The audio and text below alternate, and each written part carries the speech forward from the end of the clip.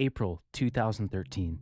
Silk Road is thriving, but Ross Ulbricht is under pressure. Special agents Carl Force and Sean Bridges, working on the government's investigation of Silk Road, have stolen over 20,000 bitcoins using a Silk Road account they took over from administrator Curtis Green after his arrest. Force and Bridges are now pressuring Ross to give them an additional $250,000. As the net tightens, the stakes skyrocket. Corrupt federal agents would soon be the least of Ross's worries, though. A critical issue keeps emerging. Silk Road's IP address is leaking. DDoS attacks are occurring. The government has already had cooperation from a hosting provider in Iceland that ran a copy of the Silk Road server. By the time the FBI could examine the server, though, it was inactive. Ross already migrated the Silk Road site to a new server. Next time, he might not be so lucky, though. April 28, 2013. Silk Road is under attack. Someone discovered its real IP address again and is DDoSing the site. April 30th, 2013. With help from Smedley, aka Variety Jones, Ross is able to mitigate the DDoS attack. From his journals, quote, gave Smed server access, reconfigured everything, and was eventually able to absorb the attack. May 1st, 2013. Using a placeholder name, John Doe, Dread Pirate Roberts is indicted in the District of Maryland. The charges include conspiracy to distribute a controlled substance, attempted witness murder, and use of interstate facilities and commission of murder for hire. At this point in the investigation, though, the government was still unsure who was behind the Dread Pirate Roberts account. May 1st, 2013. Ross's journals, quote, Sim starts working support today. Scout takes over form support. Scout had been around Silk Road for a bit, and at this point was responsible for forum support, navigating disputes between buyers and sellers, and resolving shipping issues, much like Curtis Green was previously. May 2013. Chicago Homeland Security agent Jared Dur-Yeghayan issues a subpoena to payment system company Dwala for information regarding Mark Karpelez and his holding company. Quick side note here, Mark Karpelez was at times suspected by the government of allegedly being the Dread Pirate Roberts. Karpelez is perhaps best known as the disgraced former CEO of the Mt. Gox Bitcoin exchange. It should be stated, though, there was never any proof or indication that Karpelez was the Dread Pirate. May 1st, 2013. Law enforcement investigators in Baltimore and New York start cooperating together on the Silk Road investigation. To quote one investigator, everyone had that little piece of the puzzle, then it was time to sit at the table and put it together. Throughout this time, Ross and Variety Jones kept having to deal with the IP address leaking and the site being DDoSed. May 3rd, 2013, from Ross's journals, quote, help Jones fight off the attacker. The site is mostly down. I'm sick. Leaked IP of web server to public. May 5th, 2013, the DDoS attack is finally over.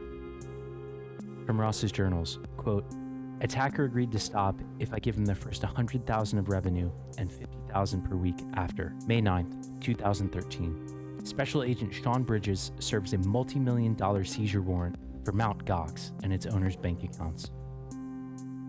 Ross notes in his journals on May 29th, quote, $2 million was stolen from my Mt. Gox account by the DEA. May 18th, 2013. An undercover Homeland Security agent creates the account Mr. Wonderful on the Silk Road forums. May 26, 2013. Undercover IRS agent Gary Alford discovers early mention of the Silk Road forum by Ross using the account Altoid. Ross was still dealing with IP leaks throughout this time. If the government got wind of Silk Road's actual IP address and imaged the Silk Road server, he was done for. May 26, 2013. Ross's journals. Quote, tried moving forum to multi.onion config, but leaked the IP twice. Had to change servers. Forum was down for a couple days. May 29, 2013. Chicago Homeland Security agent Jared Dur-Yeghayan sought a search warrant for Mark Karpelez's email account, swearing in a draft affidavit that he suspected Karpelez of being the Dread Pirate Roberts. June 2013. Ross has another problem on his hands. The IP address leaking and constantly having to change servers, he's required to submit copies of his identification when changing hosting providers. It should be noted that Ross and Special Agent Carl Force, who is controlling the Knob account, have been in contact ever since Knob supposedly sent the 1 kilogram of cocaine to Curtis Green. Ross needed some fake identification. Who does he reach out to about getting these fake IDs? Knob. June 2013. From from Ross's journals. Quote, tried to get a fake passport from Knob, but gave fake pic and fucked the whole thing up. Knob got spooked and is barely communicating. Says his informant isn't communicating with him either. Ross would later reach out to other members of the Silk Road forums to try and get the fake IDs. That would come back to haunt him, however. In the meantime, the government's investigation was heating up. The FBI successfully coordinated with the Icelandic authorities to get the IP address of the inactive Silk Road server imaged. June 6, 2013. Icelandic authorities imaged the server at the IP address 193.107.B4. Around this time, something strange started happening. Hosting providers in Europe started getting hit with unusually sophisticated attacks. These attacks exploited previously unknown vulnerabilities and compromised the client databases of the hosting providers. Unusually, the perpetrators of the attacks did not request ransom or try to sell the client data they gathered from these attacks. Let's back up one step. Remember that hosting providers normally require potential website administrators to submit copies of their identification. If the hosting providers had their client information compromised, that means whoever attacked them was now in possession of the personally identifiable information of the users who hosted a site with the providers. June 6, 2013.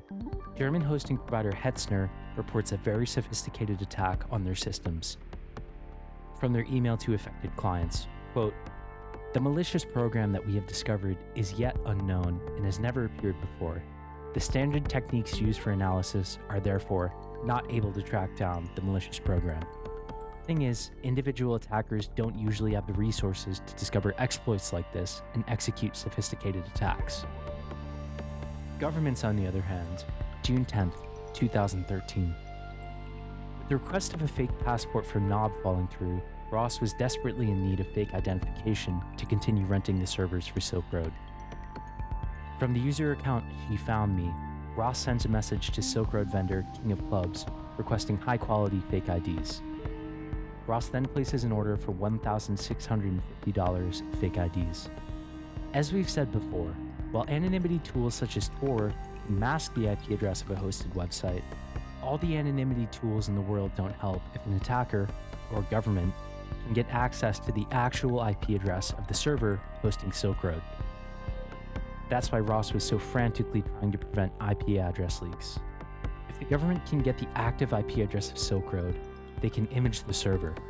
If that happens, well, the government gets access to everything on the server. Ross would be as good as caught. He had a lucky break before. All the government found was the remnants of the old Silk Road server. There wasn't much there to time the Silk Road. A lucky break indeed. That lucky streak was about to end quickly. 193.107.84.4 193.107.84.4 June 11, 2013.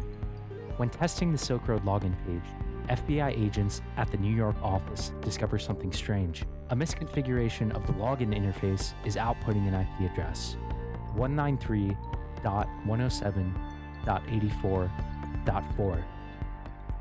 The agents can't believe it.